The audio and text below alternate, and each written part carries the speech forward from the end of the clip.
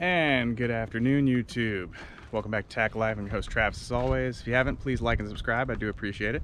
Out here at the chicken coop, Casa de Chicanas. Just kidding around. Just chuckling. All right, I'm done being stupid. As you can see, we've had some snow out here in Virginia, and it's starting to melt today.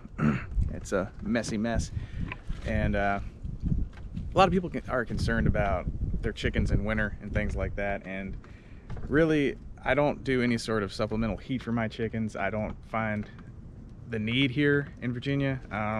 If you live somewhere where it's like constantly getting below the 20s and stuff like that, it might be necessary for you, but here it's really not that I've seen. I mean, what do chickens do in the wild, you know? They don't have heat lamps, but if you want to, by all means do it, but I don't find a need for it, and I don't have power out here at the coop, so I don't do it. What I do though is I do some things, take some precautions for winter time, and they consist typically of, I wrap some plastic around the bottom here where their food and water is, and just a place where they can be outside but still out of the weather. And then I have 2 of these 5-quart waters, as well as their typical water that you've seen on this channel back there. So what I do is every morning, hey girls, every morning I come out around 10 or 11 and I replace that water with the exact same water. You can get them for like $6 a piece, so I have 2 of them, and I'll fill it with hot water, put it out here, and then the next day do the same thing. Today it's 39 degrees, so there's no point in me swapping it out. It's not frozen at any point at all. It's completely liquid, so I got no reason to do that today. But that's what I do when it is below freezing and it starts to freeze. And even like I said, here it doesn't even completely freeze. It just freezes around the ring so they can't drink it. So that's pretty much the only thing I'm doing, is just dumping that and replacing it for that purpose so they can get to it. So really not a problem here. And inside I try to keep a deep litter system. Every time I go in to get eggs, I dump more straw in and just keep stacking it up so they have a nice thick layer of straw they can burrow down in and get comfortable and stay warm. And honestly, it's been no problems. And so the back window here is south facing, so it does get as much sun as possible during the day, so it heats up the coop as well, and that helps it stay warm.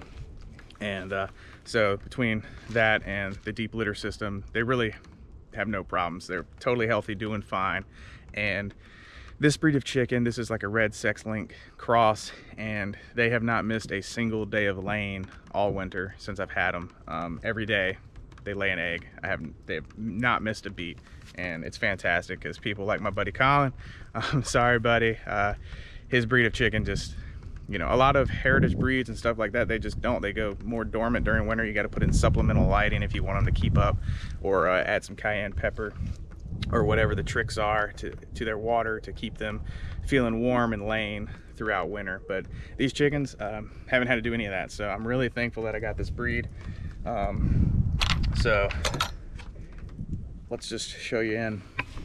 So as I've talked about in previous videos, I do not have any nesting boxes in here. I tried to get them to lay in nesting boxes. They just refuse. They originally started laying in this corner, then they laid in that corner, then they laid in this corner. Hey, what's up, lady?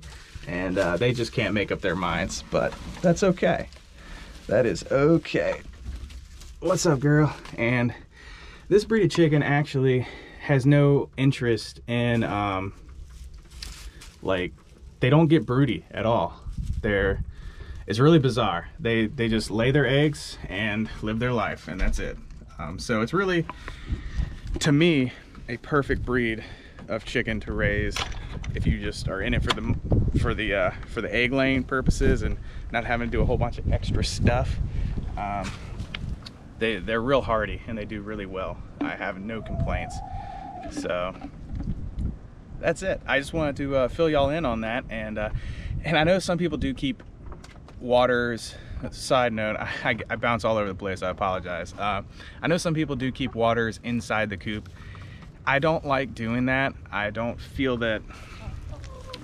like you should have any sort of moisture in the coop, because again, that can lead to pneumonia and things like that in your chickens. I keep it out.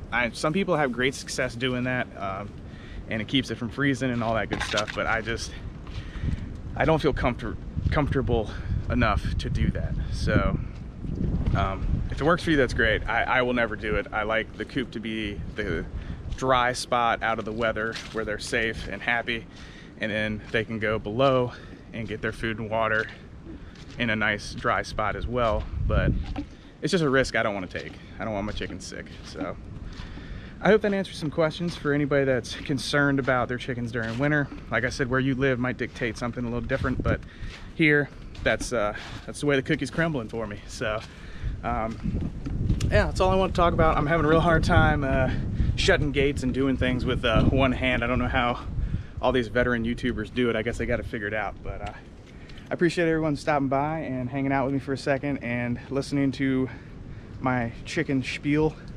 Hope it helps somebody out and benefits somebody in some way. So thanks for stopping by, and like and subscribe if you haven't already. I really appreciate it. Thanks. Take care. Stay safe.